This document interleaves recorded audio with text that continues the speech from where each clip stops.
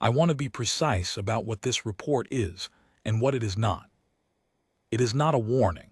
The Interspecies Wellness Accord does not issue warnings. We issue findings. We issue classification updates. We issue revised methodology protocols and instrument calibration standards, and in cases of sufficient severity, we issue internal advisories to diplomatic oversight bodies that begin with the phrase, "in light of new physiological data," and end with language that, if read slowly enough, amounts to the same thing as a warning without ever using the word. I want to be precise about this because the document you are about to read has been mischaracterized in at least 11 subsequent citations across 7 different Accord member species, and mischaracterized in ways that suggest the mischaracterizing parties either did not read it carefully or found it more convenient to describe it as something other than what it was. What it was, and what this retrospective account confirms it to be, is a monitoring report, a physiological baseline study. The Accord runs them on every species whose diplomatic representatives take up station aboard an Accord facility for longer than 4 standard rotations. We have been running them for 260 years across 41 species, and in that time the reports have been, almost without exception, unremarkable. They tell us what we already know. Atmospheric requirements, cardiovascular ranges, metabolic windows, neural oscillation patterns during rest and activity, thermal regulation parameters. We file them. They go into the archive. Every few decades, someone adds a new species and the database grows. The monitoring report on human diplomatic attaché, Ren Calavar, did not go into the archive. I am writing this retrospective account because the Accord Science and Diplomacy Liaison Panel has formally requested it, and because the formal report itself, the one I filed at the conclusion of the 6-week study, the one that is now classified at the Accord's second highest restriction level, and available only to member species senior medical officers with joint diplomatic clearance, does not contain everything that happened. It contains the data. It contains the findings. It contains my recommendations, which the panel accepted in full and which have since been incorporated into the Accord's species baseline methodology under the heading Non-Standard Physiological Envelope Protocols. The formal report does not contain what it was like to be in that monitoring station for 6 weeks watching those instruments report things that should not have been possible. The panel has asked for that account. I will give it. My name is Verath Soon. At the time of the study, I held the rank of Chief Monitoring Physician aboard Interspecies Wellness Accord Station Orathvel, a neutral space medical monitoring facility positioned at the intersection of the Keth Doral and Sara trade lanes, roughly equidistant from 4 member species home systems. I had held that position for 11 years. Prior to Orathvel, I spent 7 years at Accord Station Velith 2 and 4 years at the Central Monitoring Campus on my home world, Drelath Prime. I have a complete record in physiological monitoring with no disciplinary findings and no prior instrument disputes of any kind. I note this not out of defensiveness, but because the events I am about to describe will, at several points, give the reader cause to wonder whether the equipment failure hypothesis was being dismissed too quickly, and I want the record to reflect my professional background clearly so that my methodology can be assessed on its merits. I had, at the start of the Calavar study, monitored individuals from 22 distinct species. I had seen physiological profiles that would, by Drelathi standards, constitute ongoing medical emergencies. The basal metabolic temperature of the Horath, which runs 11 degrees above what any standard medical text considers viable for carbon-based tissue. The resting cardiovascular load of the Yanar, whose hearts beat at a rate that my species' medical literature classifies as the upper threshold of tachycardic crisis. The skeletal density of the Gorak, who at rest carry bone stress loads that should, by every structural model I know, produce continuous microfractures. I had learned, across 22 species, to suspend my Drelathi defaults, to look at a number that alarmed me and ask, before acting on that alarm, whether I was seeing a crisis or simply a different physiology operating within its own normal range.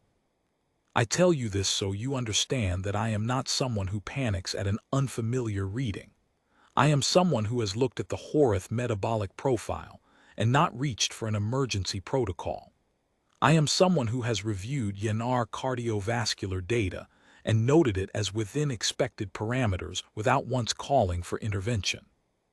I have spent 11 years in a facility where the word unusual is a technical descriptor, not an alarm, and I have developed through those years what I believe is a reasonable and well-calibrated instinct for the difference between a reading that is unusual and fine and a reading that is unusual and not fine.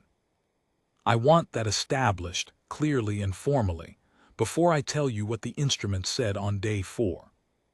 The assignment arrived 3 weeks before Ren Kalivar did.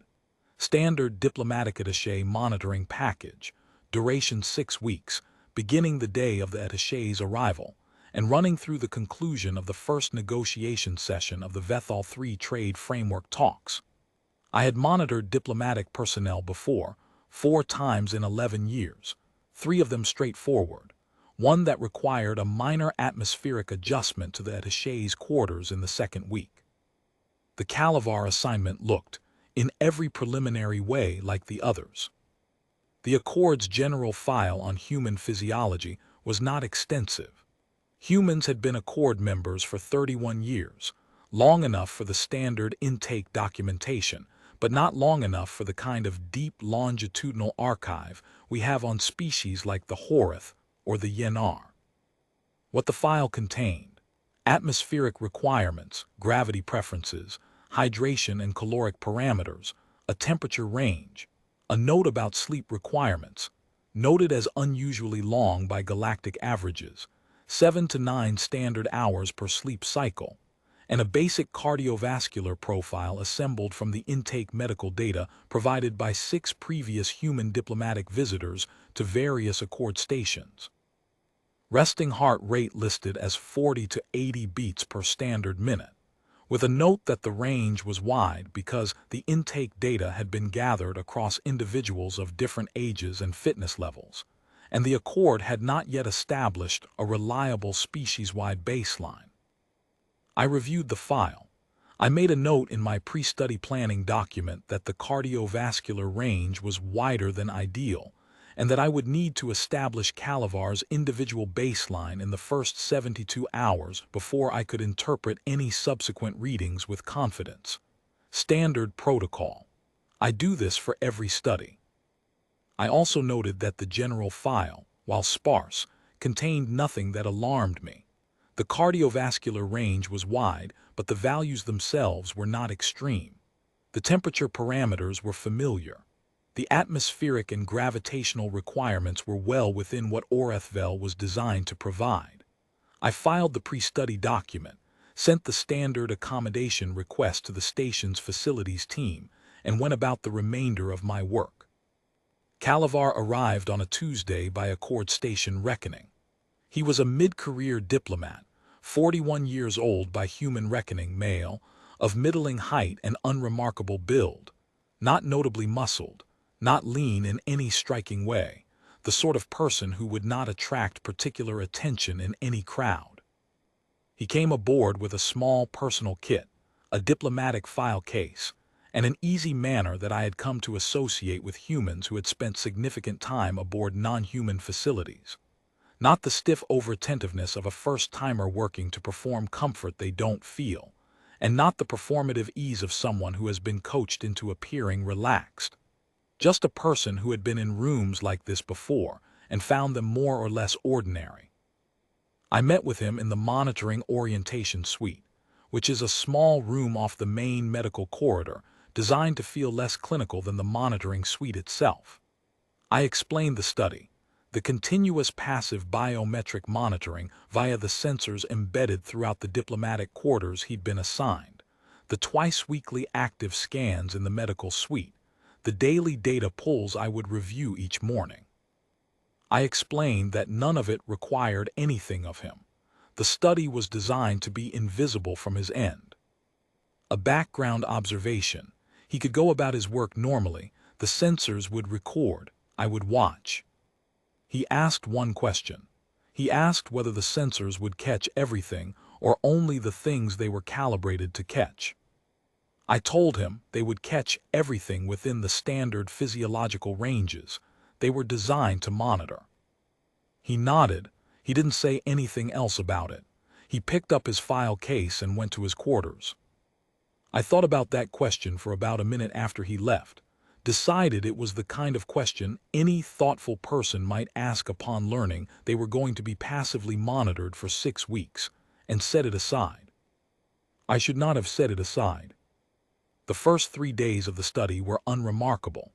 Kalevar arrived in his quarters in the evenings at approximately the same time each day, ate from the dietary provisions we'd arranged according to the Accord's human nutritional specifications, reviewed diplomatic materials, and slept. His sleep onset was rapid, faster than I expected, faster than the general file had suggested was typical, but well within the range of variation I'd seen across individuals.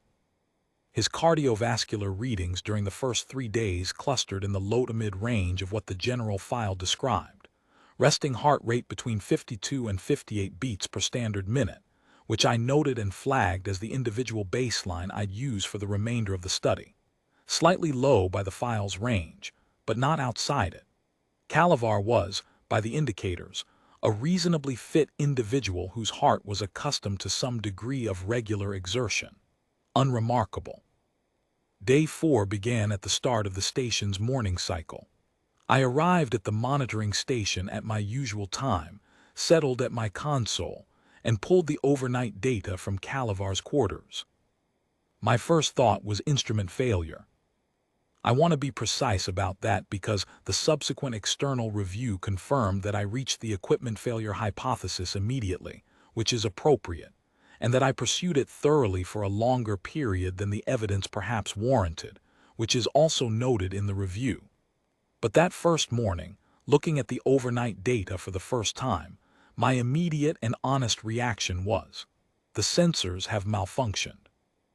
What they were reporting for the 6 hours between Kalevar's sleep onset and the start of the station's morning cycle was as follows. Heart rate, between 78 and 86 beats per standard minute. Core body temperature, elevated by 1.3 degrees above the baseline recorded in the previous 3 days. Respiratory rate, increased. Neural oscillation pattern, showing the high-frequency signatures my instruments associated with alert, active brain states. This is what the instrument said about a sleeping human. I want to give you the comparison because numbers in isolation are difficult to assess without a reference point. When I sleep, when any Drelathi sleeps, the cardiovascular rate drops by approximately 30% from waking baseline. Core temperature drops by half a degree. Respiration slows and regularizes. Neural oscillation quiets toward the long, slow wave patterns associated with deep rest. This is what sleep looks like physiologically in my species. When I reviewed the standard intake documentation the Accord had assembled on the other 6 human diplomatic visitors, the data suggested human sleep followed a broadly similar pattern. Some reduction in heart rate, some reduction in metabolic activity, a shift in neural oscillation consistent with reduced wakefulness. What my instruments were showing me for Kalevar was not that. What my instruments were showing me was closer to what I would expect to see in a Drelathi individual who was awake, alert, and engaged in moderate physical exertion. Not extreme, not emergency level, but comfortably, unmistakably in the range of active engagement rather than rest. And the instrument said he was asleep. The positioning sensors confirmed it. The pressure distribution across the sleeping surface confirmed it. There was no ambiguity about the behavioral state. The sensors were not confusing an awake individual with a sleeping one. They were reporting, with full agreement across all channels, that a sleeping human being had a heart rate, a core temperature, and a neural oscillation profile that, in my species, would constitute grounds for immediate medical evaluation. I ran the equipment diagnostic. All sensors reported nominal function. I ran it again. Same result. I pulled the raw sensor data rather than the processed output, looking for artifacts in the signal that might indicate a read error or a processing anomaly in the data pipeline. The raw data was clean, no spikes, no dropouts, no signal characteristics I could interpret as corruption. I checked the calibration logs. The sensors had been calibrated 14 days prior to the study's start, which was within the Accord's required 60-day window. I checked the cross-reference between the biometric sensors in the quarters and the backup thermal sensors, which operated on an entirely different detection principle and were not subject to the same class of electronic failures. They agreed with the primary sensors within their stated measurement uncertainty. I filed an instrument anomaly notation in the study log, sent a priority maintenance request for a physical inspection of the sensors in Calavar's quarters, and spent the rest of that morning trying to find a technical explanation for what I was seeing. I reviewed the sensor manufacturer's documentation for the heart rate and temperature channels, specifically the known failure modes, the ways in which these sensors could report high values incorrectly. I found two plausible candidates: electromagnetic interference from external sources causing signal amplification, and a software configuration error in the data processing layer that might scale values incorrectly. I checked both. The station's environment log showed nothing anomalous for the overnight period. The processing layer configuration check found no errors. The maintenance team inspected the sensors that afternoon. They found nothing wrong. They recalibrated them as a precaution, replaced one secondary thermal element that showed minor wear entirely unrelated to the anomaly, and signed off with a clean report. I reviewed their findings and initialed the inspection record. That night, Calavar went to sleep. The sensors, freshly recalibrated, and signed off as fully operational by a maintenance team with a combined 40 years of Accord equipment experience, reported the same thing. Heart rate, 79 to 84 beats per standard minute. Temperature, elevated. Neural oscillation, high frequency. For 7 hours and 11 minutes, as Calavar slept without interruption in his diplomatic quarters, the instruments described a physiological state that my training said was not compatible with sleep. I did not sleep well myself that night.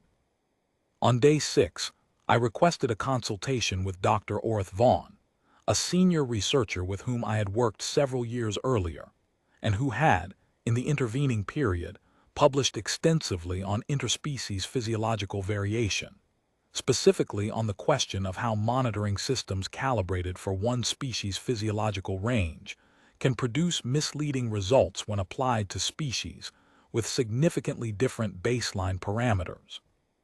I sent him the data, the day 4 and day 5 overnight readings, the equipment inspection report, the calibration records, the comparison against the Accord's general human file, my own notes, and the diagnostic steps I had taken. I asked him to look at it without telling him what species the subject belonged to. I wanted a clean read, uncontaminated by whatever priors he might have about any particular species. He sent back a 3-sentence message the next day. He said the data showed a subject in clear acute physiological distress. The cardiovascular rate, the temperature elevation, and the neural pattern were all consistent with what his species' medical literature classified as a sustained fight-or-flight activation state, the kind of physiological emergency that typically lasted minutes, not hours, before the body's regulatory systems intervened to return the individual to a more sustainable baseline. He asked whether the subject had been administered any stimulant compounds, any medications that might artificially elevate baseline readings, or any substances that could explain a prolonged activation state. He asked whether the subject was aware they were being studied, and whether anxiety might account for some portion of the readings. I sent back a 3-sentence reply. I told him no stimulant compounds had been administered, and that the subject's dietary provisions were standard, unmodified, and logged in full. I told him the subject had been informed that monitoring was occurring, but had been given no data from the study, and had shown no behavioral signs of anxiety or distress during the waking hours I had observed. Then I told him that the subject, by the positioning sensors in the quarters, had not moved for the duration of the readings, 7 hours of consistent recumbency, with all the behavioral indicators of normal sleep. He went quiet for a while. Then he asked what species the subject was. I told him. Another silence, longer than the first, long enough that I began to wonder whether the transmission had dropped. Then he wrote, "Let me look at the general file. I'll get back to you." He got back to me the following day with a revised assessment, and compared to his initial message, a great deal more uncertainty. He said the human physiological literature was sparse enough, both the Accord's general file and the broader interspecies medical literature he could access, that he could not confidently rule out the possibility that the readings were within normal parameters for this species. He said he thought the Accord's general file was almost certainly constructed from an insufficient sample. 6 previous visitors were not a reliable basis for establishing species-wide cardiovascular norms, especially if those 6 individuals had been, as the file's own notes suggested, of varying ages, fitness levels, and health statuses. He said the file's stated resting heart rate range was already notably broad, and that breadth was itself a signal that the dataset was not robust enough to characterize the true distribution. He said he wanted me to keep collecting data and to expand the monitoring scope to include the active state readings, what the instruments reported when Calavar was awake and working, and to compare those against the sleep state data I already had. He also said something else. He said, "If the sleep readings are real, I don't know what to make of them yet, but I think you should take them seriously." I told him I was already taking them seriously. Weeks 2 and 3 were, in some ways, the most methodologically productive period of the study, even though they were also the period during which my confidence in any straightforward explanation was most thoroughly eroded. I expanded the monitoring scope as Dr. Vaughn had suggested. I was now collecting full physiological profiles during Calavar's working hours, the negotiation preparation meetings in the diplomatic conference rooms, the review sessions where he read documents alone at his desk, the brief conversations in the corridor that the audio monitoring channels captured as unremarkable professional exchanges, the meals, the periods of what the positioning sensors suggested was physical exercise in the small recreation space adjacent to his quarters. The recreation space had an exercise apparatus built into it, standard issue across all diplomatic quarters on Orath Vel, and Calavar used it for between 30 and 50 minutes most mornings. I was comparing those active state readings against the sleep state readings I had been accumulating. The active state readings were higher. In the sessions that appeared from the positioning and audio data to involve the exercise apparatus, the cardiovascular rate rose to between 128 and 162 beats per standard minute. Core temperature elevated meaningfully. Respiratory rate increased substantially. Neural oscillation showed the fast, densely interconnected patterns associated with coordinated physical and cognitive activity. All of this was consistent with the human general file's sparse notes on exertion, and consistent with what common sense would predict about sustained aerobic activity. What the active state readings were not was dramatically different from the sleep state readings. That was the problem. I had expected, I think I had been hopping, in the way a physician hopes when a perplexing result might resolve into something manageable, that the waking readings would be substantially higher than the sleeping ones, in a way that would make the sleeping readings look, in retrospect, like the normal human lower end of a high baseline species. That the contrast would give me a frame. This species runs hot, but even for them there's a meaningful gap between sleep and wakefulness. There was a gap. It was not the gap I had expected. The floor during sleep was higher than I had expected. The ceiling during exertion was correspondingly higher. The gap between them, expressed as a proportion of the overall range, was not dramatically different from what I'd see in other species. But the absolute values, where the floor sat on an objective numerical scale, and where the ceiling sat, were both elevated in a way that made the entire operating range feel shifted, as though the scale had been moved upward by some mechanism I could not account for. I kept detailed notes during weeks 2 and 3, not the formal study log, which I maintained in parallel as required, but a personal set of observations, the kind of rough working notes that do not belong in a formal record but help a physician think through what they are seeing without the constraint of clinical language. Reading them back now, what strikes me is how many times I wrote some variation of the phrase "does not correspond." The sleep readings do not correspond to the behavioral state. The waking rest readings do not correspond to any stress indicator I can identify. The exercise ceiling does not correspond to a level I would expect exertion to reach. The transition rates, the speed with which the readings moved from one state to another, the rapidity of physiological gear changes, do not correspond to what the comparative literature predicts for a body of this mass and metabolic architecture. I am precise in my professional language.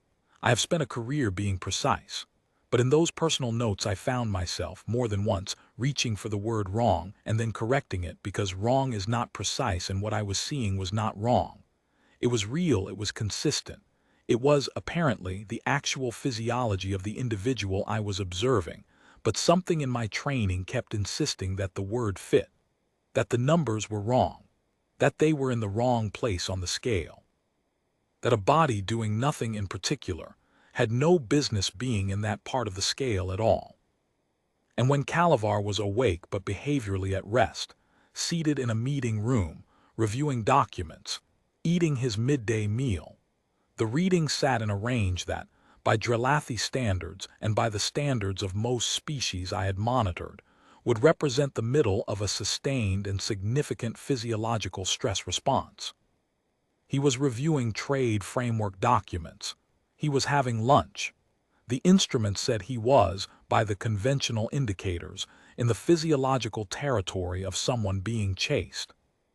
I brought in a second consultant at the start of week 3, Dr. Salavorath, a cardiovascular specialist with specific experience in high baseline species and an affiliation with the Accord's Medical Oversight Board that gave her access to data I could not reach on my own. I had worked with Vorath twice before. She was methodical, cautious, and not prone to dramatic conclusions.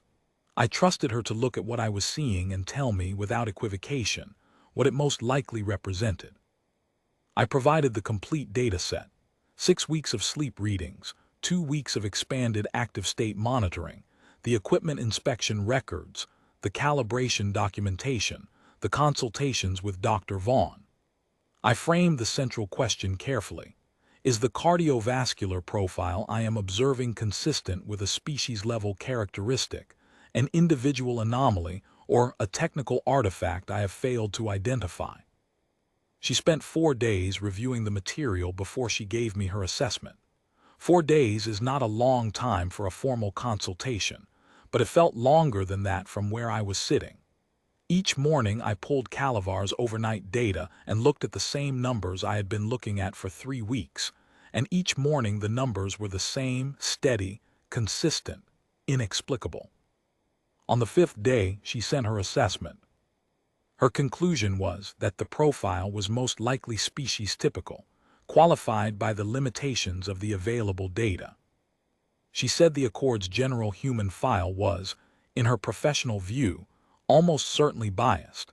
The 6-individual sample that had been used to construct it probably skewed toward older individuals and toward individuals who were not, by human standards, physically active, and that this bias could easily have suppressed the apparent cardiovascular baseline in the general file to a level that did not reflect the true center of the species distribution. She said that if Calavar's sleep state readings were accurate, and she had reviewed the equipment records thoroughly and found no grounds to dispute them, then what I was seeing was a real characteristic of this individual's physiology, and that the most parsimonious explanation for why it did not match the general file was that the general file was wrong. Then she said the thing I have thought about many times since that consultation. She said, "I want you to notice where on our scale his resting readings sit. Not his sleep readings, his fully resting waking readings. The ones from when he's sitting and reading." The Accord's physiological monitoring system uses a standardized scale across all species. It runs from 0, the values associated with deep biological quiescence, with hibernation states and medically induced sedation, and the physiological floors below which tissue begins to deteriorate from insufficient oxygenation, to the ceiling, which is set at the outer edge of documented crisis states. The cardiovascular and thermal and neural readings that, in any species the Accord has studied, represent the far limit of what the body can sustain before systemic failure becomes likely. We calibrate every species' normal operating range somewhere on that scale. The vast majority of member species cluster their resting physiological states in the lower third. Their active states move into the middle third. The upper portions of the scale, the upper quarter, the upper fifth are, for most species, the territory of emergencies. She said, his sitting and reading readings are in the upper quarter of the crisis scale. I pulled up the standardized scale on my secondary monitor. I looked at where Calavar's behavioral rest readings had been sitting, every day for 3 weeks, on a scale that had been built to describe the range from biological quiescence to acute crisis across 41 documented species. They were in the upper quarter of the crisis range. I sat with that for a moment, then I looked at his sleep readings and where they sat. They were also in the upper quarter of the crisis range, slightly lower than the resting-waking readings, but not by much. The gap between his deepest sleep and his most relaxed waking state occupied a narrow band of territory that most species never entered at all. I wrote in the study log that evening, comparative scale analysis completed with Dr. S. Vorath. Subject's operating range does not map to existing Accord monitoring frameworks. Floor of subject's documented physiological range sits at upper quarter of crisis scale, requesting expanded panel consultation. The expanded panel consultation was not a quick process. Convening a full working group of the Accord's Interspecies Medical Advisory Panel requires coordinating across multiple home systems and time zones, and the panel's members are not, in the ordinary course of things, waiting to be called for monitoring studies of diplomatic attachés. It took 10 days from my request to the first formal session. During those 10 days, I continued pulling Calavar's data every morning. The readings continued to be what they were. I began, during that period, to have a different relationship to the data, not the daily recurrence of alarm that I had experienced in the first 2 weeks, but something quieter and, in some ways, more unsettling. A gradual accustomization to numbers that my training said were impossible, that familiarity was making feel ordinary, and the awareness that my sense of them becoming ordinary did not change what they meant. The panel convened in the station's secure consultation chamber on the morning of day 28. 7 physicians, 3 physiologists, 2 biomechanical specialists, all with relevant expertise in the monitoring of non-standard physiological profiles, and between them, experience monitoring species from all 6 of the Accord's member regions. I presented my findings in a formal session that ran for 4.5 hours. I walked them through the complete timeline. Day 4, first anomalous readings, equipment failure hypothesis, initial diagnostic steps. Days 5 through 7, maintenance inspection, recalibration, continued anomalous readings unchanged. Days 6 through 9, consultation with Dr. Vaughn, revised assessment, expansion of monitoring scope. Weeks 2 and 3, full active state monitoring, comparative analysis, consultation with Dr. Vorath. The standardized scale analysis. I had prepared a visual summary for the scale comparison, a single display that showed, simultaneously, the documented resting state ranges for all 41 monitored species, and the band within which Calavar's sleep and behavioral rest readings clustered. I had debated including it, because I was aware of how it would read, and I wanted the panel to engage with the data before the visual made its point. But Dr. Vorath had used a similar display in her consultation with me, and I had found it clarifying in a way that no amount of written analysis was. I included it. There was a period of about 40 seconds after I displayed it during which no one on the panel said anything. I stood at the presentation console and watched 12 experienced interspecies medical specialists look at a chart that placed the sleep floor of one diplomatic attaché in the zone the chart labeled, clearly and without ambiguity, as the outer limit of acute biological crisis across documented galactic biology.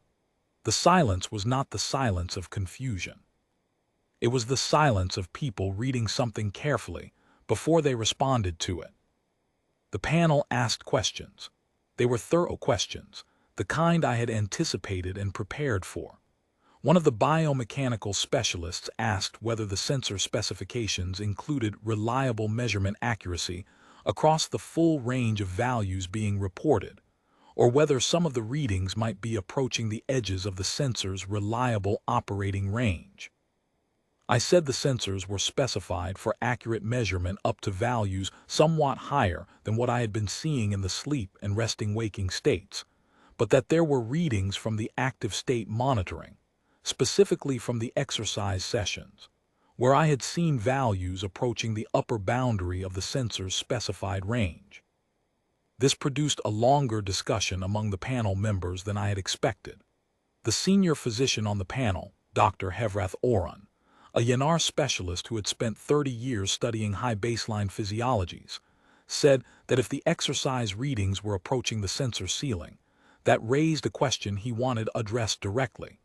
Had anyone, in the history of the Accord's monitoring program, ever actually needed to measure above that ceiling? Were there documented cases of any monitored species reaching values in that range under any conditions? I said I had checked. There were 6 cases in the monitoring archive where individual readings from any species had been logged in provisional flag range. All 6 were emergency events, acute crises during which the subject was either receiving medical intervention or in the process of system failure. In all 6 cases, the provisional flag readings represented the last documented readings before the physiological cascade that the monitoring team was trying to address. In all 6 cases, the values were transient, lasting minutes at most, not sustained. He said, and this subject has been sustaining those values for how long? I said, the exercise readings are intermittent. The behavioral rest readings are sustained throughout his waking hours. The sleep readings have been consistent across the full duration of the study, 28 days. Another silence. The conclusion the panel reached was the same I had reached independently. If the values from the exercise sessions were approaching the sensor ceiling, it did not mean the sensors were failing. It meant the sensors had been built with a ceiling calibrated for what the designers considered the upper limit of physiological relevance, and the designers had not anticipated monitoring a species whose routine exertion state approached that ceiling. The panel asked whether I had considered the possibility that Calavar was under sustained psychological stress. I said I had reviewed the diplomatic schedule and found no correlation between the stress level of the negotiation calendar and the physiological readings. The readings did not change significantly when the negotiations were going poorly versus when they were going well. They did not change between days with high-density meeting schedules and days where Calavar had substantial unstructured time. They changed only in the expected directions, up during exercise, somewhat elevated during what appeared to be intellectually demanding document review, lower during sleep. Slightly lower still at what the positioning data suggested were moments of behavioral rest. The readings did not track external circumstances. They tracked only the individual. They were, the panel agreed after deliberation, almost certainly a stable characteristic of the individual's baseline physiology and not a reactive state produced by the monitoring context or the diplomatic environment. Dr. Oren asked one final question before the session concluded. He asked whether I had formed any view, from observing the subject over 4 weeks, about whether the subject was aware of his own physiological profile, in the sense of having a felt experience of it. Whether he seemed, in his behavior, like someone carrying an unusual physical burden, someone managing something effortful that was invisible to outside observers. I said I had not observed anything in Kalevar's behavior that suggested effort. He moved without apparent strain. He spoke without apparent strain. He handled long days of demanding professional work without any of the visible fatigue markers I had seen in previous long-term monitoring subjects, regardless of species. If anything, he seemed less taxed by his schedule than the Accord diplomatic staff I observed in adjacent corridors, who were, as far as I knew, perfectly ordinarily constituted individuals doing a demanding job. Dr. Oren said, "So he's not carrying it, he just is it." I said that was my impression, yes. The panel's formal finding, issued 3 days after the session, was that the Accord's general human physiological file required significant revision, and that the monitoring of human diplomatic personnel at Accord facilities required revised protocols incorporating expanded sensor range specifications. On day 37, 3 days before the end of the study, I had a direct conversation with Kalevar. The panel had recommended it. I had been avoiding it, not out of reluctance to speak with him, but out of methodological caution. Introducing data feedback into a passive monitoring study creates behavioral artifacts, and I had been concerned that informing Kalevar of the anomalous readings would change what I was observing in ways I could not control for. A subject who knows their physiology is producing unusual data will, in many cases, begin to monitor themselves, to attend to their own internal state in ways they otherwise would not, to regulate behavior they might otherwise leave unregulated. The value of the passive protocol is precisely that it captures the subject as they actually are. I had been reluctant to compromise that. But the panel was right that some direct communication was warranted, and I arranged to meet him in the monitoring orientation suite. He arrived on time, carrying his file case, with the same quality of unhurried attention that I had come to think of as characteristic. He sat across the table from me and waited without fidgeting. He looked like someone who had been in meetings all day and had somehow emerged from them intact. I told him that the monitoring data had produced some unusual findings, and that I wanted to share the general shape of them with him as a courtesy. I told him that his cardiovascular and thermal baseline appeared to run higher than any previous documentation the Accord possessed on human physiology. I told him that the readings during his sleep state had been, by our measurement standards, notably elevated, higher than we would expect to see in a resting individual of any species we had previously monitored. He said, "Higher how?" I told him. I gave him the general framing, not the standardized scale comparison, not the crisis threshold language, because that framing was technically accurate but potentially alarming in ways that might not serve the conversation.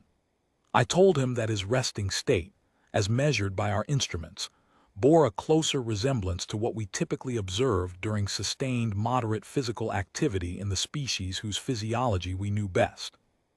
He looked at me for a moment with the particular quality of stillness he had, not the stillness of discomfort or of someone managing a reaction, but the stillness of someone processing a piece of information they recognize from somewhere.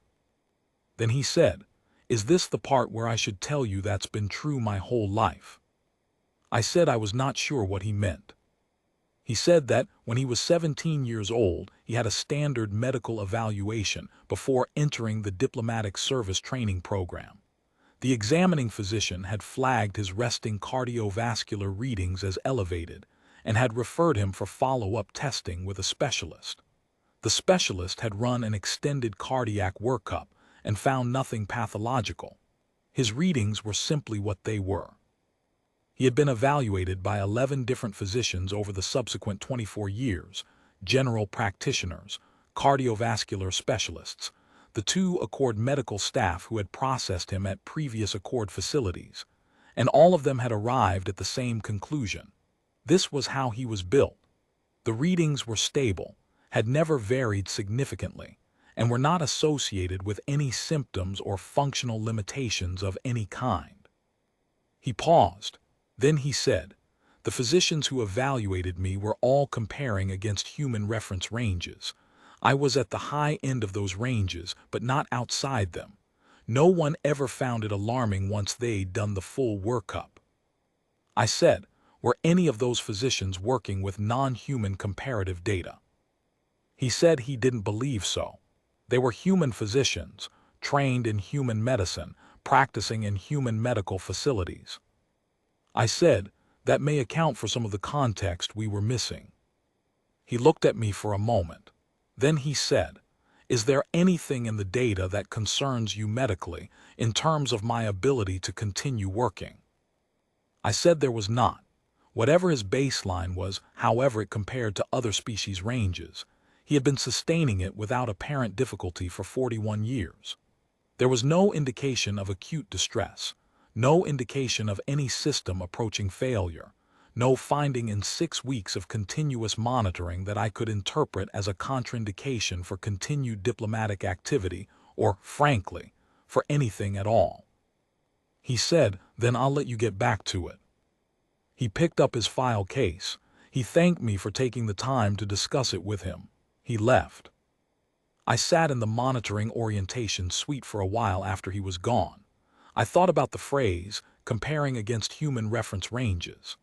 I thought about what it meant that 24 years of medical evaluations had produced a consistent finding, elevated but within range, and that the range in question was a human range, assembled from human data, describing human normal variation.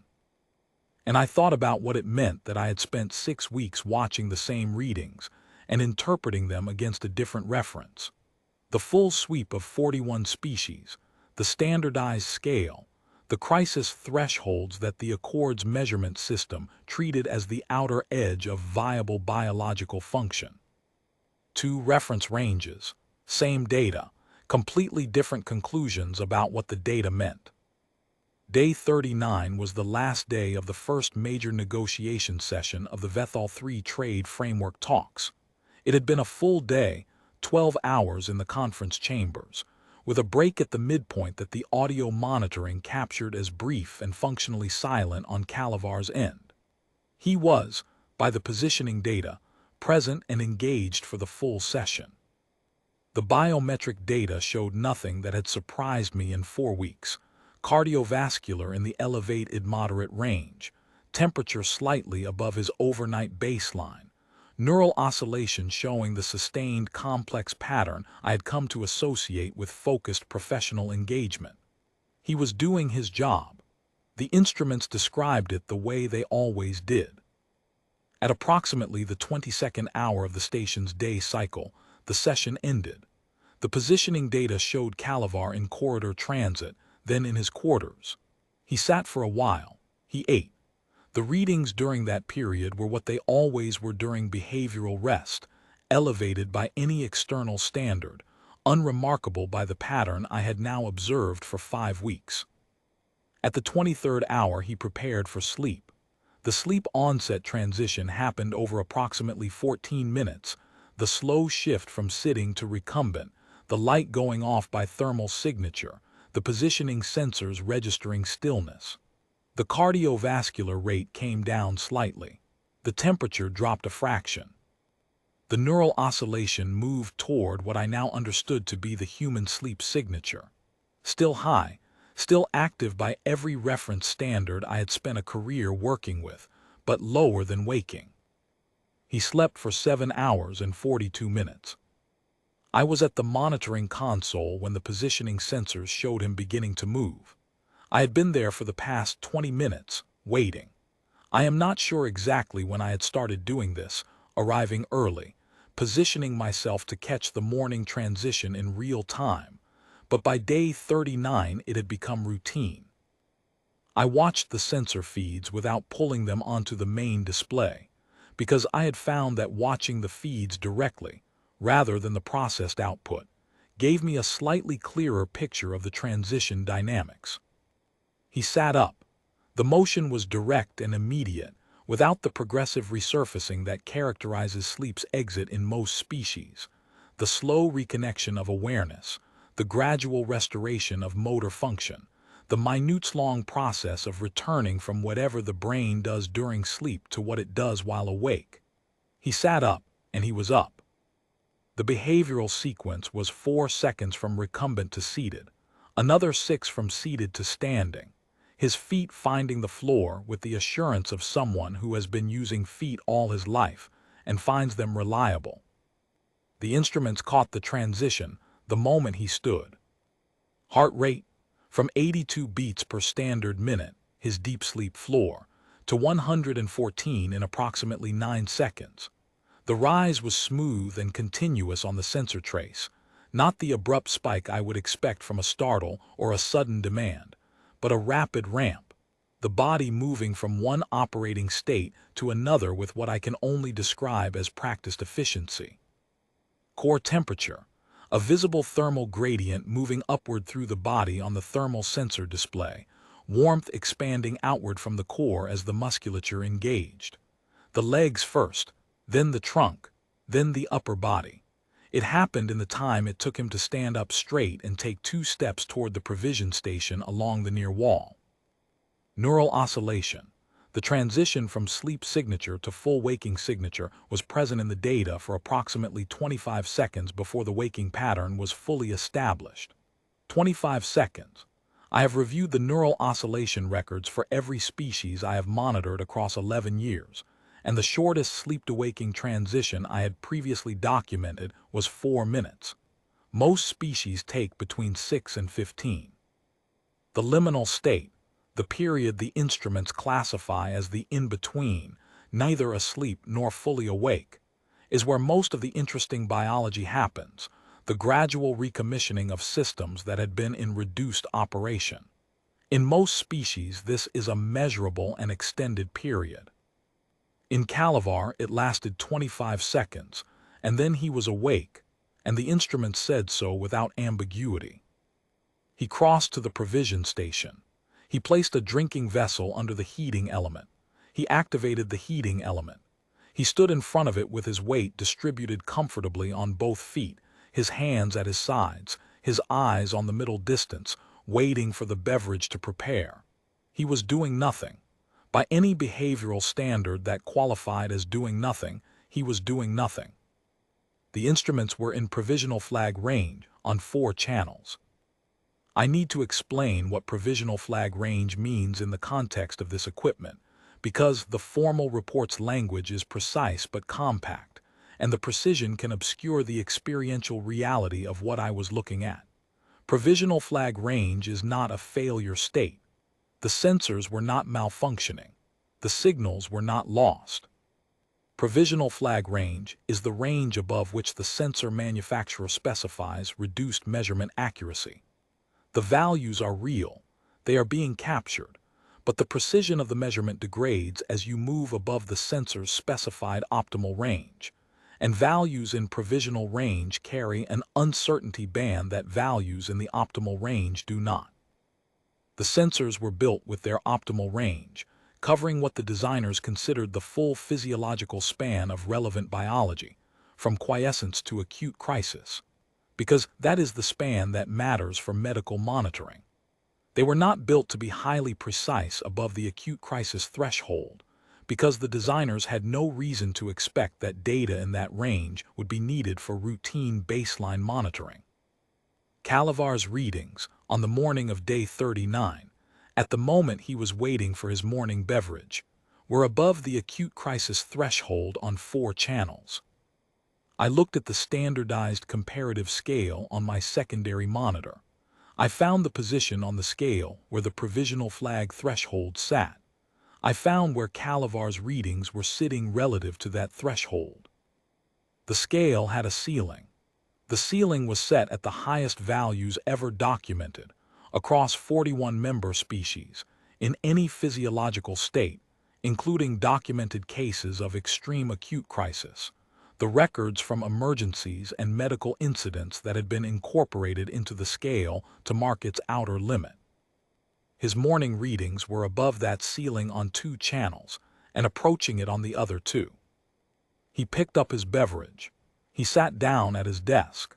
He opened his diplomatic file case and began to review materials for the day's second negotiation session. I looked at the readout for a long time. Then I looked at the positioning feed, which showed him sitting at his desk with his beverage and his documents, entirely unbothered by everything. I wrote in the study log, Day 39 morning wake cycle. Peak active state values exceed instrument-specified optimal range on 4 channels, exceed standardized scale ceiling on 2. Subject behavioral state at time of readings, standing at provision station, retrieving beverage. No behavioral indicators of exertion, stress, or distress. Full data preserved in primary archive. Recommend immediate instrument specification review and sensor expansion for all future human monitoring protocols. I filed the monitoring report on day 40. The report is classified. What I can say about its contents here is what the panel has authorized me to include in this retrospective account. The monitoring system's standardized scale was built to measure physiological states from biological quiescence to acute crisis. It was designed with the implicit assumption that the space between those poles describes the full range of normal biological operation, that healthy, sustainable, unremarkable function occurs in the lower and middle portions of the scale, and that the upper portions are where things go wrong. That assumption is correct for every species the Accord monitored before this study.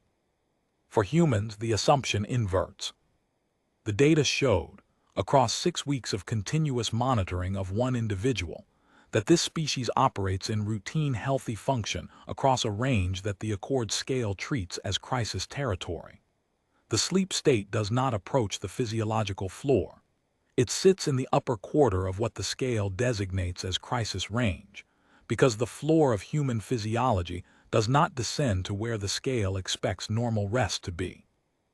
The waking state, unremarkable, task-oriented waking, the carrying of a beverage and the reading of documents, exceeds the measurement ceiling of instruments built to capture the outer limit of documented biological extremes. This is not a pathology. The panel is clear on this point, and I am clear on this point. What I observed is not a disease state, not a disorder, not a condition requiring treatment. It is a physiology. It is what the species is. What it means, and whether it means anything beyond the requirement for better monitoring instruments and a revised general file, is not a question for a monitoring physician to answer. I am a monitoring physician. I read data and report what it says. On day 40, Kalevar departed. I met him in the departure corridor as part of the standard close-out procedure. He shook my hand, the bilateral right-hand contact that humans use as a greeting and a farewell, 2 seconds of mild pressure, entirely ordinary to him, and by that point, ordinary to me as well. He said it had been a pleasure to work alongside the Accord team. He said the facility had been comfortable and the provisions excellent. He said he hoped the monitoring study had produced useful data. I told him it had. He nodded and picked up his bag and went through the departure gate, and the monitoring study was over. There is one thing the panel has specifically asked me to address in this retrospective account, and it is the thing I have most thought about since filing the formal report. Kalevar did not know. I do not mean he did not know he was being monitored. He knew that, and he had consented to it clearly and without hesitation. I mean he did not know what the monitoring was finding. Not because I had kept it from him as a deliberate deception. I had shared the general shape of the findings in our day 37 conversation, but because, from the inside, there was nothing to know. He had no felt sense of operating above the measurement ceiling of instruments built to record biological extremes. He had no awareness of his overnight readings as elevated. He had no subjective experience of his morning wake-up as a physiological event that exceeded the documented crisis thresholds of 41 other species. He simply woke up, stood up, and made himself something warm to drink, the way he had presumably done every morning of his adult life, and his body did what it always did, and the instruments tried to describe it. He described the physicians on his homeworld as finding his readings interesting. He said they had compared his data against human norms and found it at the high end of normal, unusual but not alarming. He said this as though it were a minor footnote, a detail that had long since resolved into something unremarkable. It had resolved into something unremarkable because the reference range it was being compared against was a human reference range. I think about that sometimes. The way that every species assesses physiological normality against the norms of its own kind, because that is the only rational approach available to any physician evaluating any individual. The way that the Accord scale, which I had treated as a universal measuring instrument, was in fact a measuring instrument calibrated by and for a cluster of species who shared certain fundamental physiological assumptions. Assumptions so deeply embedded in the scale's design that no one had thought to name them, because the assumptions had never been tested by a species for whom they did not apply. No one had done the comparison in a sustained and systematic way before this study.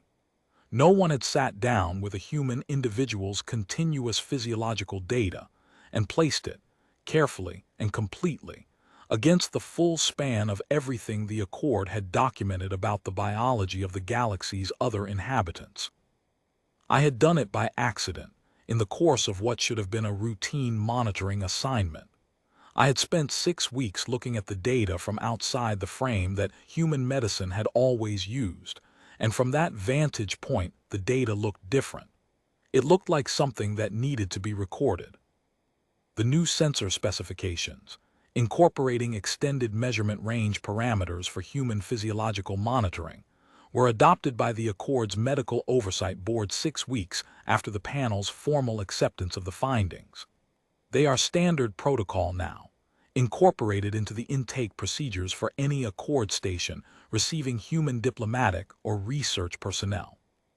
The specifications note, in their technical preamble, that the extended range was necessitated by a monitoring study in which standard sensor operating parameters proved insufficient to characterize the subject's full physiological envelope. Insufficient to characterize the full physiological envelope. That is accurate. It is also, I think, the most precisely restrained sentence I have ever read in a technical document. It describes, in 12 words, what I spent 6 weeks watching. Instruments designed to measure the outermost edges of biological possibility, doing their best to measure something that stood outside them, while the subject stood at the provision station and waited for his morning beverage and had, as far as he was concerned, a perfectly ordinary Tuesday. I expect the longitudinal study will be interesting.